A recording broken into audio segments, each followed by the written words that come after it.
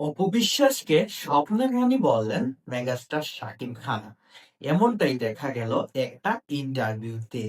অপবিশ্বাস নাকি শাকিব খানকে বাবু, সোনা, ওগো, এগো এইসব বলে ডাকতেন তাকে। এবার এটা তিনি নিজের মুখেই স্বীকার করলেন।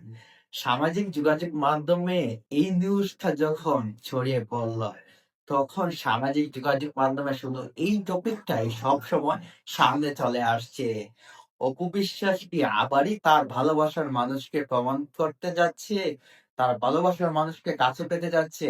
হ্যাঁ প্রিয় দর্শকরা, আরো আমরা খুবই জানি যে কিছুদিনের মধ্যেই যদি কোনো প্রযোজক বা কোনো ডিরেক্টরের ইচ্ছা হয় শাকিব খান অপু বিশ্বাসকে আবারও সিনেমার পর্দায় কাস্ট করবেন, সেটাও সম্ভব হতে যাচ্ছে। কারণ অপু বিশ্বাস অফিসিয়ালি ভাবে অ্যানাউন্স করে দিয়েছেন সামাজিক যোগাযোগ মাধ্যমে যে তিনি শাকিব খানের সাথে সিনেমা করতে ইচ্ছুক।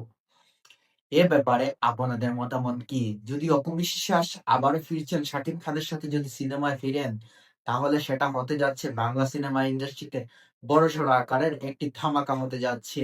কারণ দীর্ঘদিন পর যদি এই সিনেমা ইন্ডাস্ট্রিতে শাকিব খান অপবিশ্বাস ফিরেন, সেটা হবে এই সিনেমা ইন্ডাস্ট্রির সব থেকে বড় একটা